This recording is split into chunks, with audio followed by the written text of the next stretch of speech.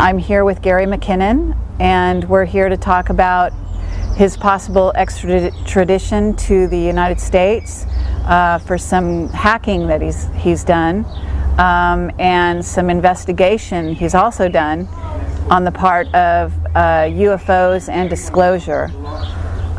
So Gary, maybe you can tell me what it is that the U.S. government is really sort of on about in regard to you, and your perspective on it.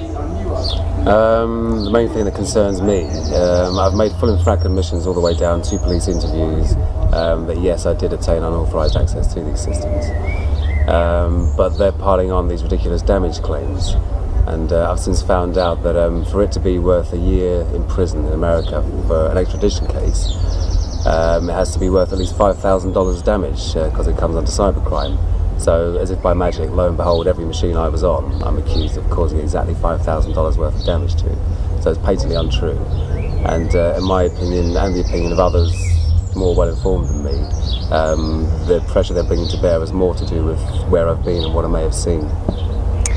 Okay, so yeah, I found that very interesting that they were actually claiming damage, because my understanding is you were on a dial-up modem and that you didn't even download files. So how is it that you actually did any damage?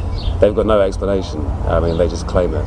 And under this new extradition law, you don't have to provide any evidence, which is ridiculous.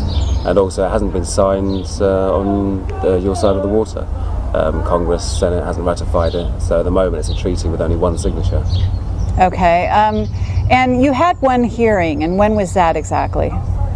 The last one was, I think, in the middle of May or towards the end of May, I'm not sure. And you have another one coming up in July, is that right? No hearing scheduled as yet. We've got till June the 21st to make representations to the Home Secretary, and then after which time he'll make his decision as to whether or not the extradition is allowable. And then if he decides that it is allowable, which I'm sure he will, then I can go in the appeals process.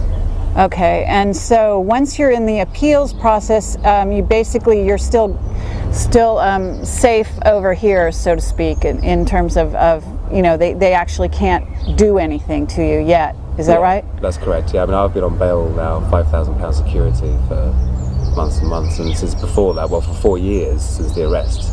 So they're for 4 years? Yeah, March 2002 they arrested me. Wow. Okay, so maybe you could explain exactly what you're in for, or up for, I guess might be a better word. Apparently it's 7 counts of intentional and malicious damage and unauthorized access, each count carrying 10 years maximum each. And previously the American government had tried to do some deals with me, whereby they said if you don't force us to go through extradition and just come across of your own free will, then we'll give you only 3 to 4 years in prison, most of which you can serve in your own country after the first 6 months or 12 months. I said, fine, that sounds great, give me that in writing. Guess what happened? I didn't get it in writing. So I said no to the various deal offers. So it looks like on paper they said to me, if you don't accept the deal, we'll prosecute you to the max. That's a verbatim quote from Ed Gibson, who was the attaché of the US Embassy in London at the time. And to me that's not a deal. A deal is something arrived at after reasonable discussion between 2 or more parties.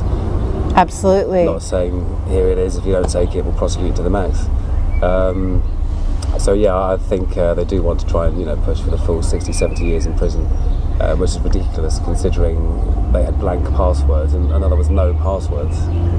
Right. So let's get into that a little bit. You basically, I don't know if you want me to use the word hack. I don't know if you consider yourself a hacker or did at the time. I never did consider myself a hacker at the time. And also basically all I was doing, because it was an administrator level account, let's not forget, with full control of the local machine with a blank password, so it was almost like logging on. So let's back up one minute here, and exactly what were you looking for when you were doing this? At first I was looking for anything to do with UFOs. As I got more into the subject and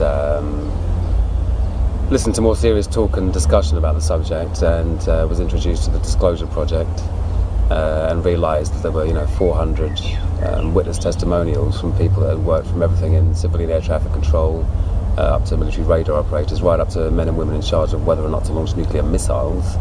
I thought these are surely credible people.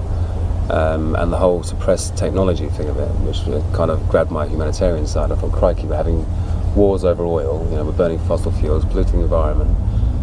We have old age pensioners dying in Britain because they can't afford to heat themselves because the fuel bills are so high. So I thought, why on earth is this technology being sat on? I can see perhaps some of the arguments that may be forwarded, what if terrorists had free energy, or terrorists had anti-gravity, or what if terrorists had guns? Everything's dual use.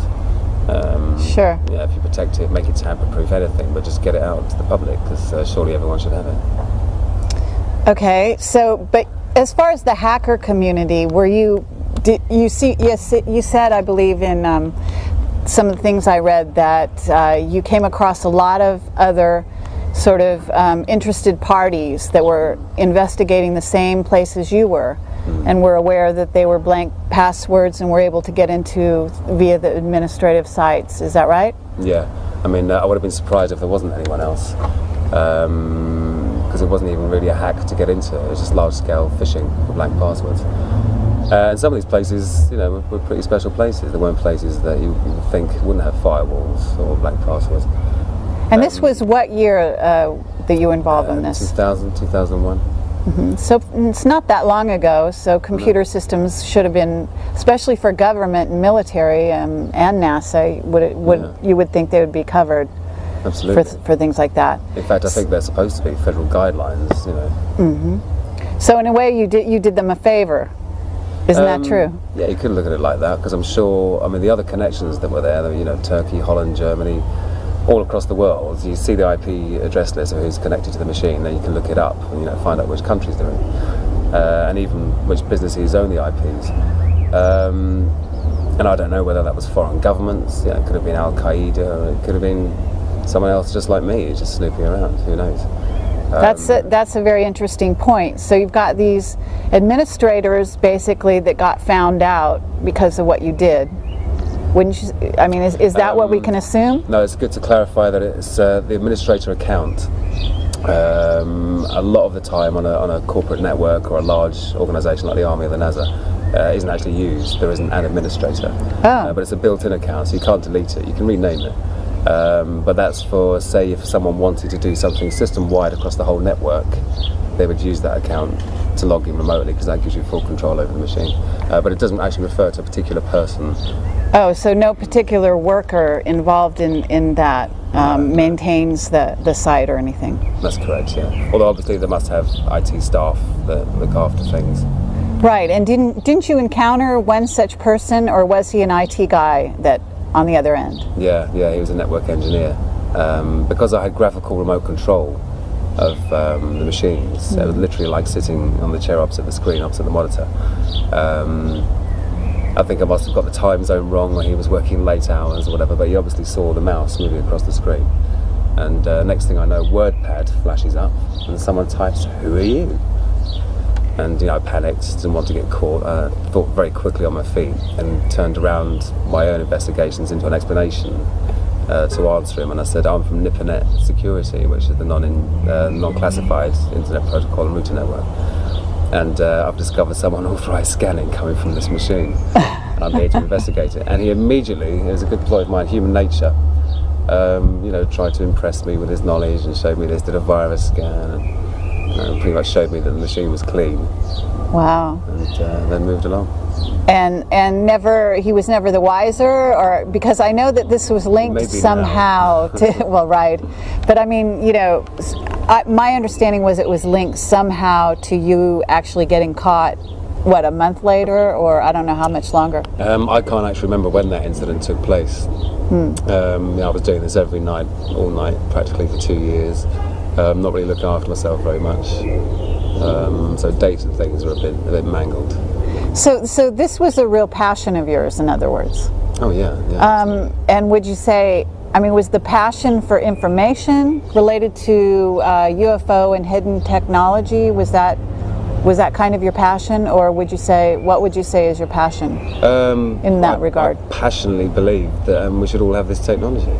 and not so much, obviously, you know, if you could confirm the existence of extraterrestrials and their contact with us, then that would be good.